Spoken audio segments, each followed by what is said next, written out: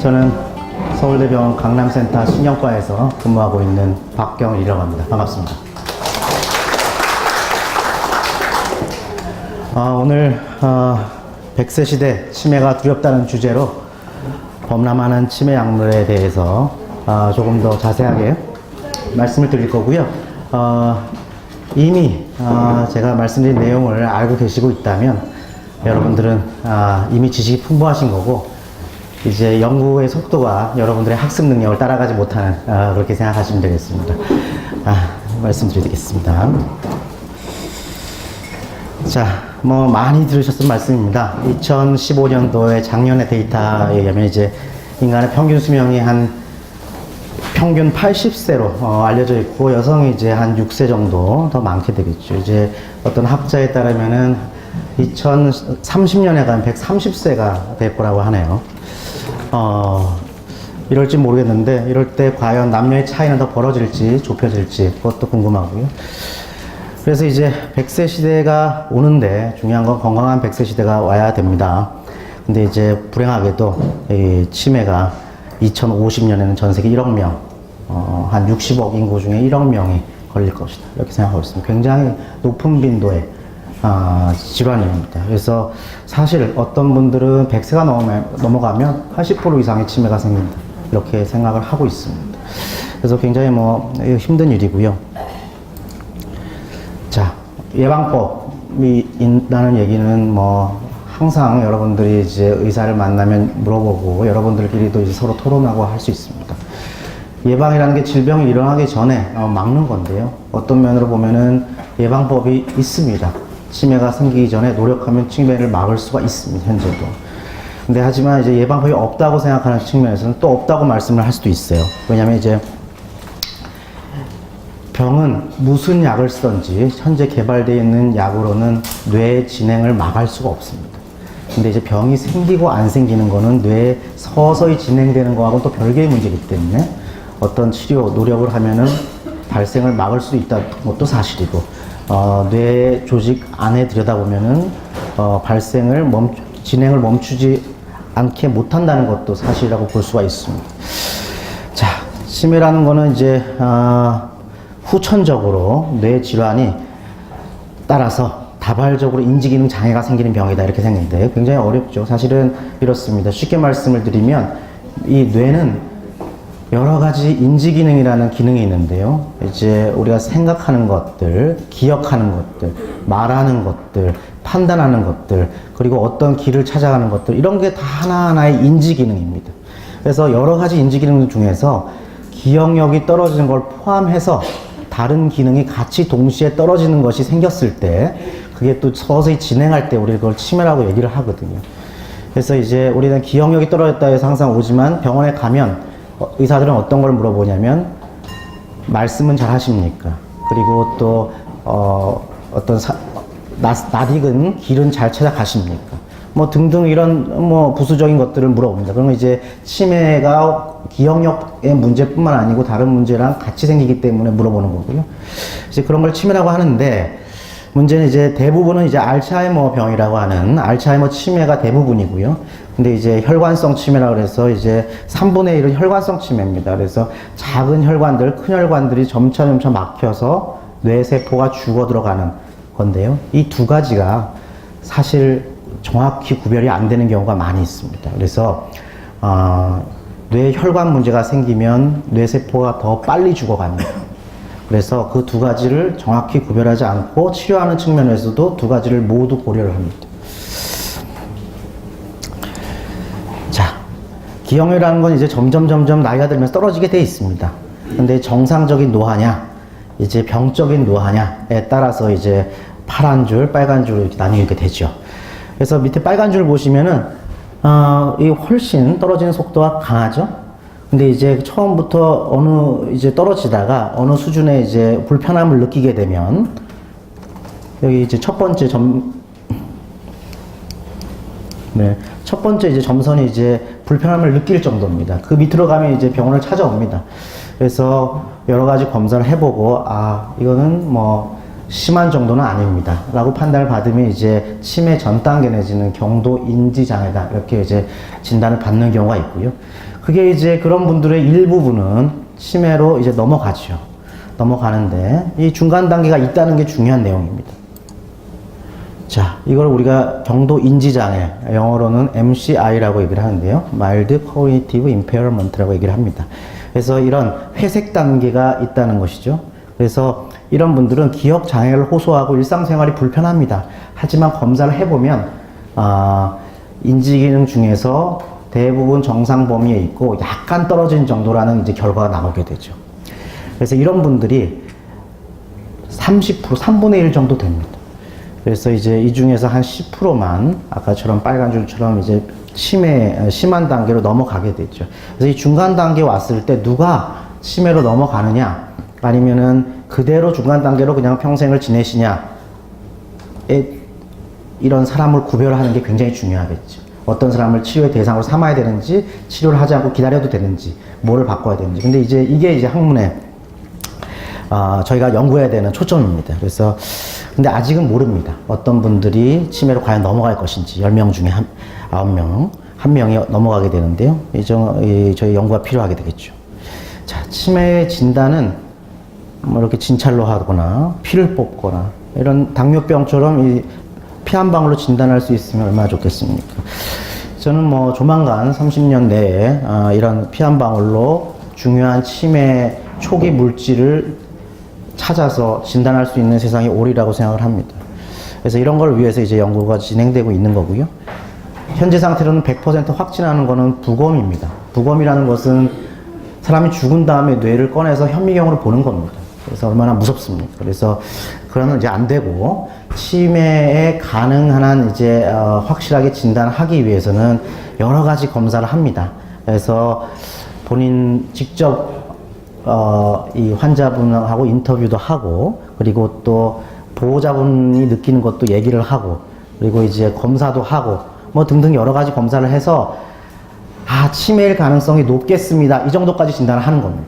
그래서 이제 또 중요한 거는 치매를 이제 얘기하기 앞서서 이런 여러 가지 피검사들을 합니다. 사람들이 암이 걸리거나 어떤 감염병에 걸리거나 몸이 안 좋으면 기분이 처지고 뇌 기능이 떨어지게 돼 있습니다. 그럼 기억력이 예전 같지 않죠. 그리고 우울증, 스트레스 이런 것들이 기억력을 많이 떨어뜨립니다. 이건 치매가 아닙니다. 치매라는 건 아까 말씀드렸듯이 뇌가 죽어가서 기억력이나 다른 인지 기능이 안 되는 거거든요. 그래서 이런 심리적인 요소라든지 몸 다른 부위의 어떤 문제 때문에 생기는 뇌 기능 저하는 치매가 아닌데 느끼는 거는 기억력이 떨어졌구나 느껴서 오시지 않습니까? 그래서 이걸 병원에서 이걸 구별을 합니다. 나머지 이제 MRI 찍고 여러 가지 검사들이 있죠. 자, 처음 치매를 빨리 진단하는 게 굉장히 중요하다 그랬는데요. 한 치매가 시작하기 전에 벌써 10년에서 15년 전부터 이런 검사상에서 이상이 나타나기 시작합니다. 그래서 현재로서는 다른 여러 가지 연구가 진행되고 있지만 뇌 MRI가 굉장히 중요한 검사이면 틀림이 없습니다. 그리고 치매 예방 검사라고 해서 뇌 인지 기능 검사가 중요하죠. MRI는 가장 중요한 검사 중에 하나인데요. 제일 중요한 소견은 다음과 같습니다. 자, 뇌가 이렇게 왼쪽처럼 이렇게 생겨야 되는데 여기는 굉장히 듬성듬성 이제 마치 호두처럼 뇌가 위축되어 있는 걸 볼 수 있습니다. 여기 빨간 줄 이렇게 바깥으로 전체로 위축이 되어 있고 여기 빨간 동그라미 안에 있는 건 해마라는 부위인데요. 해마라는 부위는 뇌에서 치매에서 가장 중요한 부위입니다. 여러 가지 기능을 하고 있지만 우리가 어떤 걸 기억을 하려고 하기 위해서는 이 해마라는 문을 통해서 뇌로 들어가서 저장이 됩니다. 그래서 해마가 위축이 되면은 저장도 잘 안 되고 뇌에 있는 정보, 그나마 남아있는 정보를 꺼내는 것도 안 됩니다.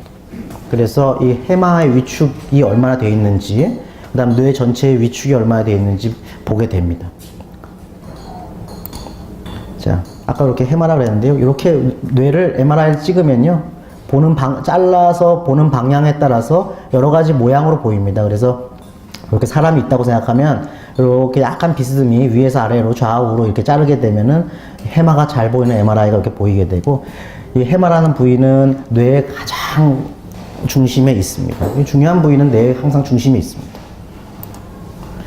자, 그런 다음에 뇌 인지기능 검사를 하게 되는데요. 저희 강남센터도 마찬가지지만 어느 단체, 어느 병원에 가서 여러 가지 이름으로 인지기능 검사를 합니다. 다 똑같은 결과를 보기 위한 거고요. 말씀드렸듯이 어떤 기억력이라든지 어떤 뇌 기능이 여러 가지가 있는데 그게 남들보다 얼마나 떨어져 있는지를 확인하기 위한 검사입니다. 근데 더욱더 중요한 거는 검사를 하시고 시간을 두고 대체적으로 1년 내지 2년 결과에 따라서 후에 결과가 이제 얼마나 변화하느냐, 얼마나 나빠지느냐의 변화를 보는 것이 가장 중요합니다. 그래서 한번 정상으로 나왔다고 해서 안심이 될 게 아니고 간격을 두고 재검사를 해보는 것이 중요합니다. 이런 여러 가지 이름으로 검사를 합니다만은 저희 강남센터에서는 이 중에 하나로 이제 검사를 하고 있고요. 자, 이제 치료에 대해서 말씀을 드리겠습니다. 오늘 말씀드린 중요한 내용 중에 하나인데요. 치료가 어떤 치료제가 있느냐라는 걸 이해하기 위해서는 조금은 어려울 수도 있지만 뇌가 치매 때 어떻게 되는지에 대해서 잠깐만 설명드리려고 합니다. 생각보다 그렇게 어렵지 않습니다. 자, 뇌가 이렇게 있는데요. 여기 앞에 코가 있고 이게 뒤통수입니다. 이 안에 있는 게 뇌인데 뇌의 부위를 확대해서 보면 이렇게 노란 신경세포들이 굉장히 많습니다. 크게 확대한 거고요. 이런 신경세포들이 뭐 한두 개가 아니고 수억 개 있는데요. 이런 신경세포들이 이렇게 정상적으로 노랗게 이제 건강하게 있어야 될 텐데 이제 치매가 되는 상황은 이런 상황입니다. 베타 아밀로이드라는 이런 물질이 뇌에 쌓입니다. 비정상적으로. 이게 굉장히 신경 독성 물질입니다. 굉장히 독입니다. 신경 독이고요. 또 하나는 타우 단백질이라는 게 쌓입니다. 그리고 베타 아밀로이드, 타우 단백질을 둘 다 신경 독성 물질입니다. 세 번째는 몸의 피부나 어디나 염증이 생길 수가 있죠. 근데 뇌에도 염증 반응이 생깁니다. 그래서 이런 베타 아밀로이드, 타우 단백질이라는 이런 독성 물질이 더 강하게 작용하도록 합니다. 그래서 세 가지입니다. 대체적으로 염증 반응, 베타 아밀로이드, 타우 단백질. 요 세 개의 신경 독성 반응이 뇌세포를 망가뜨립니다. 요 활성산소에 대해서 좀 이따 말씀을 드리겠습니다. 그래서 망가지게 되면 이렇게 세포가 죽습니다. 회색으로. 세포가 죽게 되면 결과로 여기 아세틸콜린이라는 물질이 줄어들어요. 이 아세틸콜린이라는 물질이 기억력에 굉장히 중요하거든요. 그래서 정상적으로 영상적인 양이 있어야 되는데 뇌세포가 죽으면 아세틸콜린 양이 줄어듭니다. 그래서 우리가 많은 약이 지금 이런 뇌 독성 물질들과 관련된 이런 반응들을 막기 위한 여러 가지 약들이 개발 중에 있는데 최근 20년 동안 수백조 원이 투자됐지만 모두 실패로 돌아가고 말았습니다. 그래서 상당히 이 치매를 연구하는 사람들이 실망을 많이 하고 많이 했습니다. 많은 돈이 들어갔고요. 현재 개발돼서 쓰고 있는 치매 약은 딱 4개입니다. 여기 이제 가운데 있는 4개입니다. 근데 이 4개 약이 어떤 약이냐?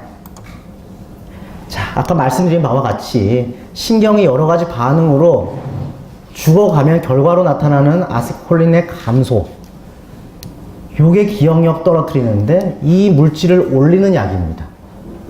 지금 개발된 약들은. 이해가 되십니까?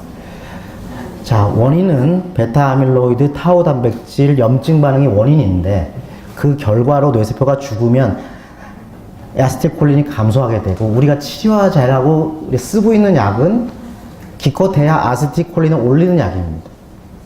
사실은 어떤 면에서는 기억력이 좋아지기 때문에 치료제라고 할 수가 있지만 근본적인 치료가 되지 않습니다. 아세틸콜린 올리는 거하고 신경세포가 죽는 거하고 별개의 문제거든요. 그래서 결국 쉽게 말씀을 드리면 그나마 남아있는 아세틸콜린을 쥐어짜게 만드는 겁니다. 실망스럽습니다. 그래서 현재 이렇게 나와 있는 4가지 약 중에 3가지가 이제 아세틸콜린 관련 약들인데요. 혹시 주변에 쓰시는 분들이 있으면 그리고 지금도 쓰시는 분이 있다면 이런 약제일 겁니다. 4개밖에 없습니다. 자, 이런 약을 먹으면 어떻게 되느냐? 아이고, 네. 이런 약을 드시면 초기에 기억력이 좋아집니다. 인지 기능이 좋아집니다. 그래서 머리가 좀 맑아지고 생각이 안 났던, 아니면은 한 3, 4분 지나야 생각됐던 여러 가지 주변 일들, 어제의 기억들이 조금 빨리 생각이 납니다. 그래서 초반에 빨간색처럼 이렇게 올라갑니다. 그래서 한 1년에 보면은 한 6개월 정도의 치매의 진행을 늦춥니다. 어떤 면으로는 치매의 진행을 늦추는 게 아니고 기억력을 6개월 전으로 되돌리는 겁니다. 어차피 떨어질 건데 약을 쓰면 일시적으로 올라가고 전체적으로도 이런 간격을 유지할 수가 있어요.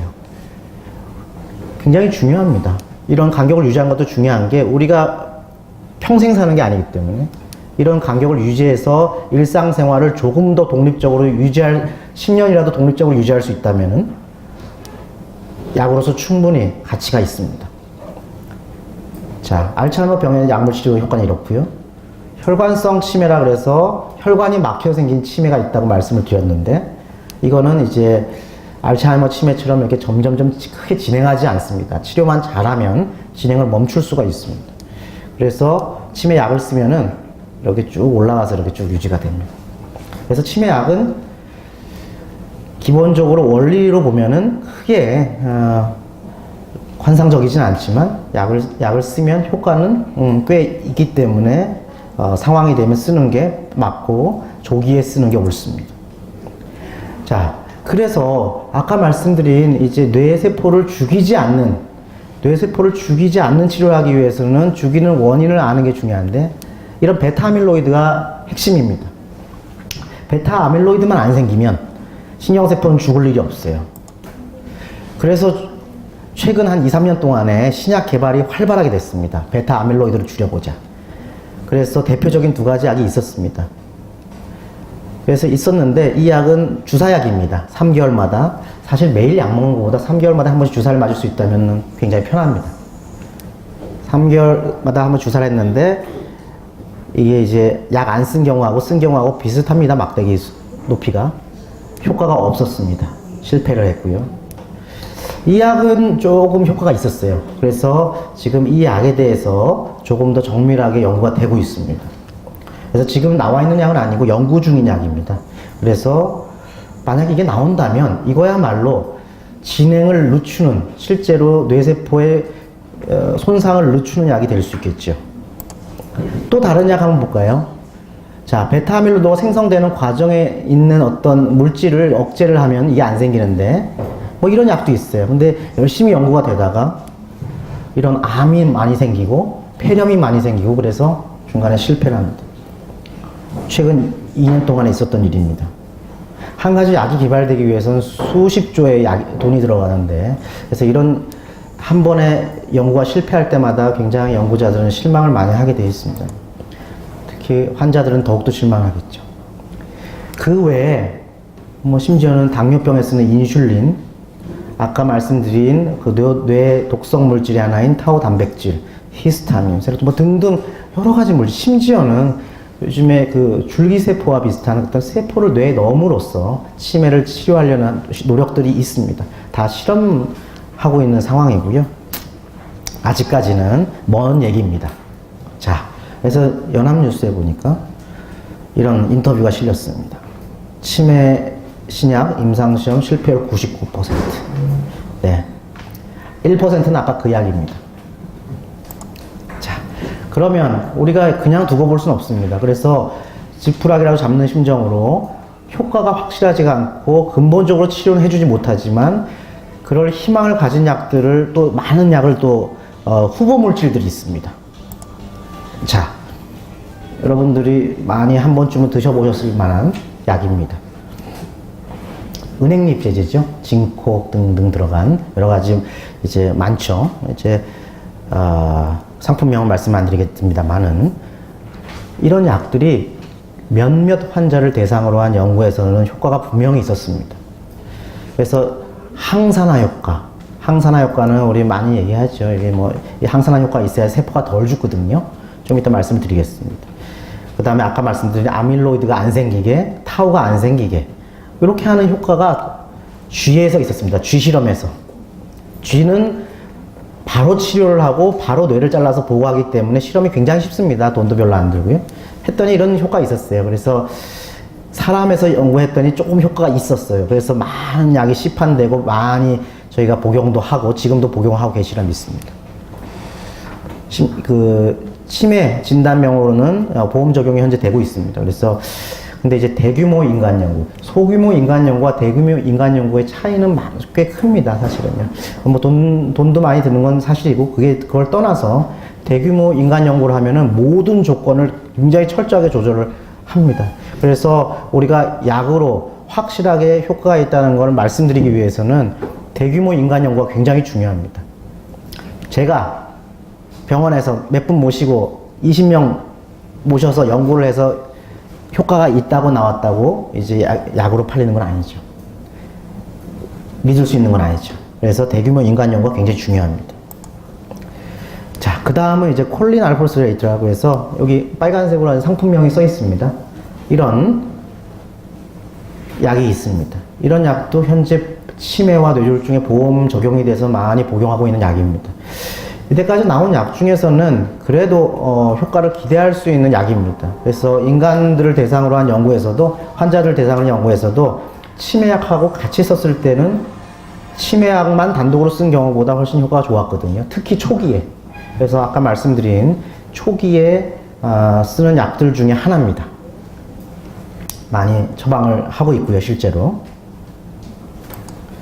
자, 아세틸 L-카르니틴, 리세틸 유로칸이라는 이런 또 신경 보호제들 내지는 보조 치매약들이 있습니다. 신경을 보호하고 아밀로이드를 억제한다는 게 동물 실험에서 나왔고요. 하지만 사람을 대상으로 한 자료는 아직 불충분하다. 하지만 부작용이 별로 없기 때문에 약간의 기대되는 효과에도 불구하고 많이 처방이 되고 있고 실제로 사람에 따라서는 효과를 보는 사람도 있습니다. 자, 아까 처음에 보여드린 사진인데요. 활성산소에 대해서 말씀을 드리겠습니다. 활성산소는 세포에 이렇게 번데기처럼 생긴 미토콘드리아라고 있는데요. 어디 세포에나 있습니다. 손에도 있고 뇌에도 있고 모든 세포에 있는 필수 기관입니다. 세포 소기관인데요. 이게 뭐 하는 일을 하냐면 미토콘드리아가 이런 활성산소를 처리를 합니다. 처리를 해야 돼요. 이게 나쁜 것이거든요. 그래서 미토콘드리아의 기능이 떨어지면 몸에서 활성산소가 많이 나옵니다. 활성산소는 굉장히 독해서 세포에 안 좋은 영향을 미쳐요. 그래서 이제 우리가 항산화다, 항노화다. 그래서 이제 피부가 이제 항산화 물질 하면 피부가 좋아지는 물질, 그래서 TV에 많이 선전을 합니다. 그래서 항산화는 모든 세포의 건강을 좌지우지하는 하나의 물질입니다. 항산화 효과가 있는 약을 쓰면 치매의 원인이 되는 베타아밀로이드 이런 게 등등이 있어도 세포가 덜 죽지 않을까 이런 생각에 이제 항산화 물질이 많이 치매 연구에 노력을 들었죠. 항산화 물질의 대표적인 물질은 비타민입니다. 비타민이 좋고 싫으냐에 대해서는 제가 따로 말씀을 드리고 싶지는 않고요. 워낙 말씀들이 많습니다. 그래서 연구 결과도 부작용이 있는 것도 있고 부작용이 적은 것도 있고 또 하나는 효과가 뚜렷한 것도 있고 안 뚜렷한 경우가 있고 각각의 질환에 따라서 모두 다릅니다. 그래서 말씀드린 바와 같이 미토콘드리아의 기능이 떨어지면 활성산소 많이 생기고 뇌세포가 손상이 되는 거기 때문에 항산화 효과가 있으면 미토콘드리아 기능을 좋게 만들어서 뇌세포를 좀 보호해보자 이런 겁니다. 여기 나온 물질들을 하나하나 설명을 드리겠습니다. 비타민 A. 자, 사실은 저희가 이제 비타민을 골라 먹지 않습니다. 보통은 대부분 종합 비타민을 사 드시죠. 그래서 거기에 무슨 약이 들었는지 이제 모르고 드시는 경우도 많고 종합 비타민은 모두 비타민 성분이 다 각기 함량과 다 다릅니다. 그래서 한번 보시는 것도 좋을 것 같습니다. 비타민 A는 주로 베타카로틴이라는 물질인데 당근 같은 데서 많이 나오는 거죠. 그래서 이제 고령에서 피에서 베타카로틴을 재보면 이 뇌기능이 좋은 사람한테는 베타카로틴이 좀 많고 적은 사람은 좀 인지기능이 떨어진다 이런 연구 결과가 있었죠. 하지만 그 후에 이 베타카로틴을 줬을 때 어떻게 되느냐에 대한 연구 결과는 별로 없습니다. 사실은 A를 많이 먹으면은 과용했을 때는 이제 어떤 뭐 여러 가지 원인이 있겠지만 사망률이 올라간다는 그런 보고들이 있기 때문에 실제로 과용하는 것을 권장하지는 않습니다. 자, 비타민 B는 여러 개가 있습니다. 비타민 B 중에 특히 치매와 관련돼서는 비타민 B12, 12인데요. 부족하면 치매가 옵니다. 부족하면 치매가 옵니다. 모든 치매 때 부족 떨어지진 않지만 부족하면은 치매가 오는 건 사실입니다. 그래서 그런 건 병적인 상황이고요. 적당히 떨어진 거하고 상관이 없습니다. 근데 일부 연구에서는 알츠하이머 치매 환자에서도 비타민 B12를 주면 뇌 기능이 좋아진다는 연구는 있습니다. 근데 이제 대규모에서는 역시 인지 기능이 좋아지지 않았다는 거죠. 그래서 현재로서는 비타민 B12 하나를 먹던 비타민 B6를 먹던 비타민 B9을 먹던 B2를 먹던 아니면은 종합 비타민을 먹던 치매를 좋게 한다는 증거가 없습니다. 자, 어떤 한 연구에서는 이런 게 있었습니다. 엽산하고 비타민 B6, 비타민 B12 이런 비타민 B 복합제를 먹으면 여기 보시면 그래프가 있는데요. 안 먹었을 때보다 치매의 인지 기능에 도움이 된다. 또 하나는 이거는 이제 비타민 B를 먹으면은 뇌 위축이 감소합니다. 그러니까 이제 뇌 위축도 감소하고 인지 기능 좋아지고 이런 이제 결과를 보였는데요. 뭐 일부 얘기고요. 근데 이제 여기서 보인 결과는 아무한테나 좋은 건 아니고 이런 호모시스틴이라는 물질이 높은 사람한테만 좋다 이렇게 되어 있습니다. 그래서 우리가 무조건 모든 게 무조건 좋은 것보다도 그때 자신의 상황에 맞는 이제 검사를 하시고 거기에 걸맞는 치료, 특히 비타민 치료를 하시는 게 좋습니다. 자, 비타민 C 하면은 항산화 효과입니다, 사실은요. 하지만 알츠하이머 치매에서 효과는 현재 없습니다. 그리고 비타민 D. 사실 비타민 D는 개인적으로 관심이 많은 비타민이고요. 비타민 D는 신경을 보호하고 항산화 효과가 있고 아까 기억나시죠? 항염증 효과가 있고 신경 보호인자라 그래서 뇌세포에 좋은 물질들을 마구마구 이제 증가시킬 수 있는 물질입니다. 그리고 더 우리가 비타민 D에 관심을 갖는 이유는 다 아시겠지만 이제 뼈죠. 네, 칼슘, 그다음 비타민 D 이런 것들 때문에 여성 골다공증에 관련된 수치여서 우리가 이제 병원 가서 체크하면 비타민 D가 낮고 골다공증이 있으면 햇빛을 많이 보세요 이런 얘기를 합니다. 뼈 건강이 중요하고 또 하나는 암 계통에도 굉장히 연구가 많이 되어 있거든요. 이게 면역 기능에 굉장히 중요합니다. 그래서 부족하면 안 되는 물질이긴 합니다. 그리고 또 하나는 동맥경화, 혈관 건강에도 굉장히 중요합니다. 그래서 많은 각광을 최근 한 10년 동안 받았습니다. 그리고 일관적으로 다른 비타민과 다르게 부족한 경우와 치매인 경우와 정상인 경우를 사람을 피를 뽑아서 비교해 보면 비타민 D 수치가 확연하게 여러 연구에서 일관적으로 차이가 납니다. 그래서 비타민 D를 기억력이 떨어지면 비타민 D를 먹어야겠다. 내지는 기억이 앞으로 예방을 하기 위해서 비타민 D를 먹어야겠다. 이렇게 이제 생각을 많이 했죠. 그래서 물론 동물 실험에서는 기억력 향상이 있었습니다. 연구 결과를 제가 쭉 해서 정리를 어떤 논문에서 해봤습니다. 자, 이거 인간 대상으로 한 연구입니다. 그래서 어떤 거는 대상이 그냥 보통 이제 고령자, 그 다음에 젊은 성인, 어떤 연구는 60세 이상, 뭐 고령자, 여기는 치매 환자, 뭐 등등 이렇게 대상으로 해서 치료 전후를 비교를 하고, 그러니까 비타민 D를 주기 전과 비타민 D를 준 후를 비교를 하고, 그 다음에 이제 비타민 D를 줬을 때하고 또 그냥 안 줬을 때하고 비교하고 뭐 이런 다양한 연구를 했어요. 그때 여기 연구 결과가 있습니다. 자, X는 효과가 없었던 거고 동그라미는 효과가 있었던 경우입니다. 굉장히 일관적이지 않은 결과입니다. 그래서 사실은 이런 걸 나쁘게 보면 종합해보면 효과가 없다고 볼 수 있지만 결국엔 효과가 있을 수도 있다는 거거든요. 왜냐하면 연구가 다 모양이 달라서 연구에 이제 어떻게 수행하냐에 따라서 결과는 달라질 수가 있는 거거든요. 그래서 아직은 뭐 희망을 버릴 때는 아니라고 생각을 하고, 근데 문제는 저희가 이제 이 목표가 아니더라도 비타민 D가 낮은 분들은 저희는 추천할 때가 있는데, 비타민 D 복용을 추천할 때가 있는데 얼마나 먹어야 되는지를 모르겠습니다. 아직은 얼마를. 여기 연구를 보십시오. 일주일에 5만, 이거 여기는 하루에 5천. 여기는 하루에 1000, 이거는 하루에 800. 이거는 하루에 한 1000 정도? 이거는 9000짜리를 한 번에, 이건 60만짜리를 한 번에. 이게 다 용량이 달라요. 그래서 우리가 이제 보통의 골다공증 이런 걸 목표로 이제 약을 쓸 때는 보통 하루에 1000을 추천합니다. 그래서 앞으로 치매에 특히 기억력과 관련된 뇌 건강을 위해서 얼마나 먹어야 되는지는 연구가 필요하리라 봅니다. 비타민 E. 비타민 E도 굉장히 기대가 되는 물질이었습니다. 그래서 제가 10년 전만 하더라도 원인 모르는 뇌기능 저하, 이런 소위 말하는 뇌 질환 중에 어려운 괴질 같은 경우에 비타민 E를 처방을 하던 일이 있었습니다.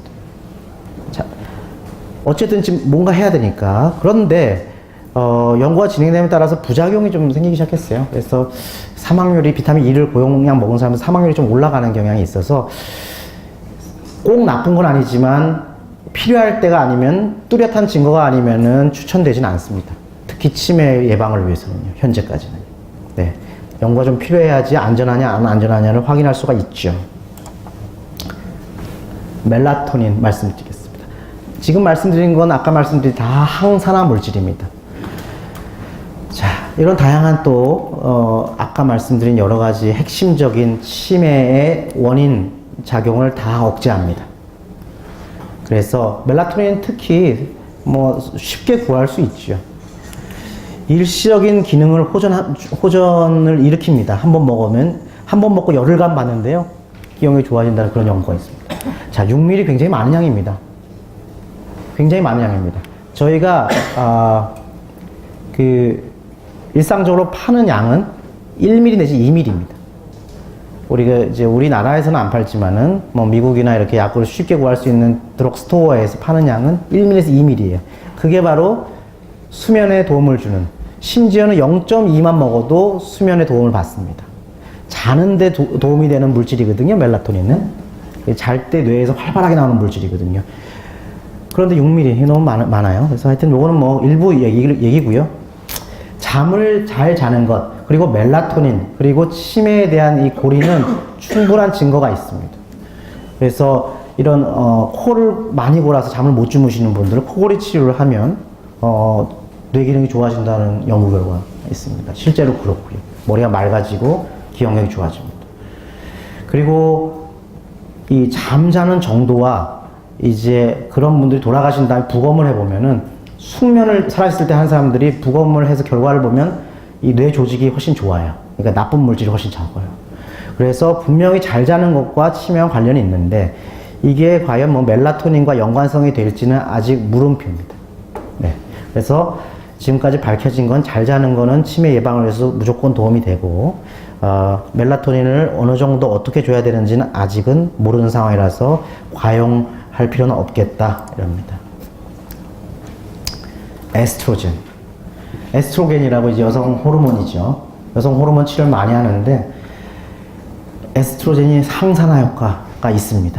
그래서 베타 아밀로이드도 감소시켜준 동물 실험이 있어요. 그래서 연구를 했어요. 남성한테 줄 수는 없는 노릇이고, 여성 알츠하이머 환자한테 줬더니 이제 기억력이 호전이 돼서 어느 정도 도움이 될 거라고 예상을 하고 있습니다. 물론 우리 생각할 때 기억력도 떨어지지 않았는데, 뇌 치매 예방 목적을 위해서 에스트로겐을 쓰는 건 아닙니다. 왜냐하면 에스트로겐도 나름 부작용이 있기 때문에. 하지만 알츠하이머 치매 환자에서 어느 정도 연구 목적으로는 현재까지는 효과가 있는 것으로 알려져 있어서 향후 좀 관심을 가지고 연구해 볼 분야라고 생각을 합니다. 셀레니움 아시죠? 사실 이게 계속 물질 나오면 이게 잘 뭐 눈에 들어오지도 않고 맨날 지금 계속 똑같은 말씀을 하고 있어서 또 날씨도 좁고 졸리실 수가 있는데요. 그래도 조금 힘내시고 좀 더 하겠습니다. 셀레니움은 이제 이 곽광을 받은 이유는 치매 환자에서 뇌에서 피에서 셀레니움이 감소되어 있다는 연구 결과가 있습니다. 그래서 셀레니움을 피에서 체크할 수가 있거든요. 그래서 저희도 이제 혈액으로 검사를 하는 그런 프로그램이 있는데요. 셀레니움 자체는 미토콘드리아 기능을 올립니다. 그래서 미토콘드리아 기능이 좋아지면 항산화 효과가 있다고 말씀을 드렸죠. 동물 실험에서 인지 기능이 좋아진다. 인지기능 심지어는 감퇴 예방 효과가 있다. 이제 동물 실험은 어떻게 하느냐면요. 치매 쥐가 있습니다. 치매 쥐. 치매 쥐에다가 약을 주는 겁니다. 예, 그래서 그 치매 쥐는 유전적으로 치매가 생기도록 만든 쥐거든요. 그래서 줬더니 인지 기능이 어차피 떨어지는데 이걸 셀레늄 준 그룹에서는 덜 떨어지더라. 이런 겁니다. 셀레늄은 이제 네, 그렇습니다. 다음은 이제 폴리페놀인데요. 폴리페놀이라는 건 이제 빵이나 뭐 시리얼, 뭐 해산물 뭐 이런 데 많이 있습니다. 그래서 이제 항산화 효과 여전히 있고 마찬가지로 이제 대규모 임상 연구는 없는 것으로 좀 답답합니다. 왜 안 하냐면요. 이 여담이지만 충분하게 효과가 없으면은 많은 돈을 들여서 연구해서 얻는 게 없기 때문입니다. 이미 시판되어 있는 약은 연구하기 어렵습니다. 왜냐하면 이미 시판되고 있는 약을 많은 돈을 들여서 연구할 사람은 아무도 없습니다. 왜냐하면 그 사람들도 경제적으로 뭐가 이제 생산성이 맞아야 많은 돈을 들여서 연구를 하거든요. 그래서 연구 대상이 없는 거는 이미 시판돼서 건강식품 많이 팔리고 있기 때문에 연구 대상이 없는 거고, 이 약이 효과가 기대되지 않아서 대규모 연구가 없는 건 아닙니다. 그래서 폴리페놀도 충분히 기억력 향상에 도움이 될 거라고 생각을 합니다. 자, 오메가3. 오메가3는 생선, 어떤 등푸른 생선에 나오는 기름에 많이 있죠. 오메가3는 뇌 혈류를 개선합니다. 그래서 주로 이제 뇌 혈류 관련 뇌졸중 걱정이 많으신 분들이 복용을 하게 되죠. 치매에도 소규모 사람을 대상으로 한 연구에서도 효과는 있다고 알려져 있습니다. 그래서,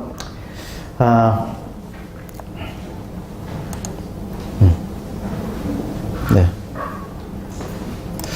그렇고요. 네. 그 다음에는 말씀드릴 내용은 코엔자임 Q10. 들어보셨나요? 코Q10, 코엔자임 Q10. 약국에서 많이 팝니다. 이 물질도 마찬가지 효과는 다 똑같고요. 하지만 이 연구는 인간 대상으로 연구를 했지만 효과가 없었습니다. 이유는 이게 잘 물에 안 녹습니다. 물에 안 녹아서 흡수가 잘 안 돼요. 그래서 흡수가 다 안 되는 건 아니지만 흡수량이 제한되기 때문에 그게 물론 이 물질이 동물에서는 직접 주는 거기 때문에 다 흡수가 되거든요. 그래서 사람에서는 이제 흡수 문제가 있어서 그런 어떤 뭐 뇌까지 잘 전달될 수 있다면 훨씬 더 효과가 있을 수 있겠어요. 그래서 어떤 물질은 이렇게 입으로 먹지 않고 주사로 넣는 물질들도 이제 더 다른 이제 효과를 보일 수가 있고, 주는 방법에 따라서 효과는 얼마든지 달라질 수가 있는 거예요. 네. 자, 컬큐민이라 그래서 최근에 또 많이 연구가 됐어요. 이게 뭐냐면 강황, 카레에 있는 강황의 물질이에요.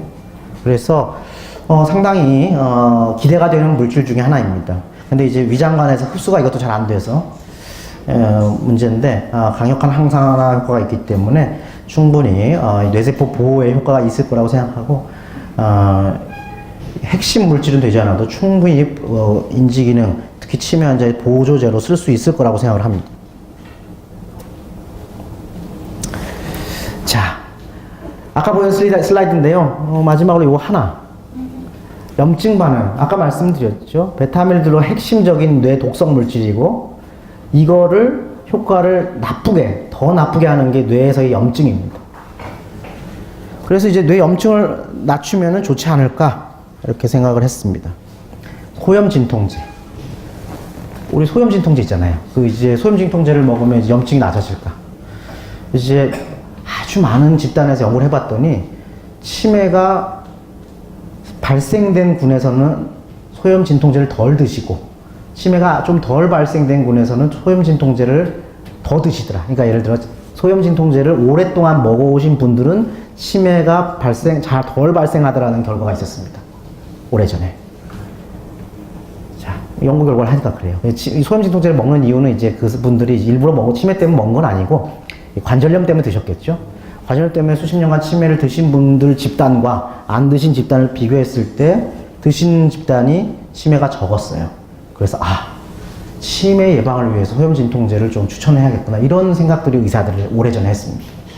그래서 연구를 많이 했는데요. 실제로 연구를 했어요. 그래서 이번에는 치매 환자를 대상으로 소염 진통제를 주고 안 주고 했더니 차이가 없었습니다.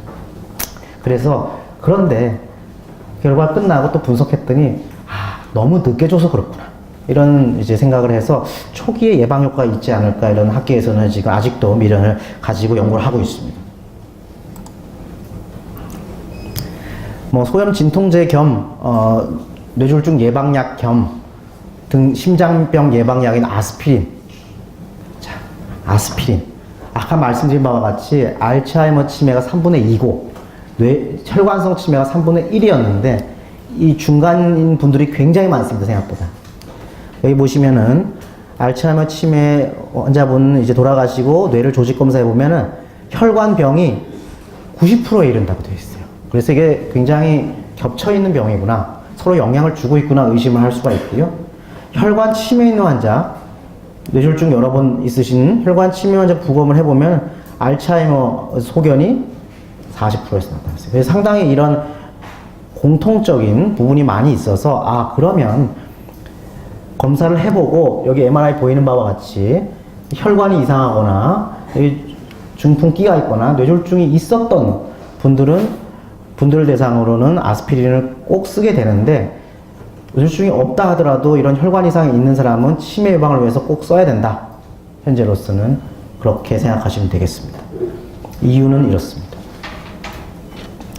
그래서 이제 제가 뭐 한 7, 8년 전에 이제 이런 칼럼을 쓴 적도 있는데, 치매는 종류에 따라 상관없이 혈관이 문제다, 이렇게 이제 얘기를 해서 뇌졸중에 좋은 것이 치매에도 좋다, 이렇게 말씀을 드렸었죠. 그래서 이런 고혈압이 있으신 분들은 고혈압 약을 썼을 때 치매가 줄어듭니다. 뭐 사진에 어떻게 됐건 간에 고혈압 약을 쓴 사람이 고혈압 약을 안 쓴 사람에 비해서 분명히 치매가 덜 나타납니다. 우리가 고지혈증 치료제, 콜레스테롤 치료제를 또 먹어라 이러는 의사들도 있습니다. 이 콜레스테롤 치료제, 소위 스타틴이라고 하는 물질이 있는데요, 흔히 쓰는 약입니다. 연구에서 치매 예방 효과가 있습니다. 그래서 소규모 연구에서는 근데 오히려 치매 기억력이 나빠지더라 이런 연구가 있어서 자신 있게 권하지는 못하지만, 콜레스테롤 높다든지 뇌혈관이 안 좋은 분들은 꼭 권장하는 약입니다. 그래서 충분히 가능성이 있고, 기타 물질들이 여러 가지가 있네요. 마지막으로 이제 기타들입니다. 혹시나 제가 이제 여러 번 질문도 진료실에서 받고, 그래서 제가 이제 찾아봤습니다. 저도 공부를 좀 했는데요. 마늘 추출물. 제 주변에도 이제 마늘 추출물 이제 자꾸 드시는 분도 있는데, 아까 말씀드린 베타아밀로도 떨어뜨리고 타우 단백질도 뭐 효과는 다 증명이 됐어요. 그러니까 좋다고 나온 겁니다. 선전을 하면서. 근데 사람을 대상으로 한 연구는 아직 부족하고요. 천마, 또 동물 실험에서는 치매를 감소시킨다고 나와 있습니다. 천마.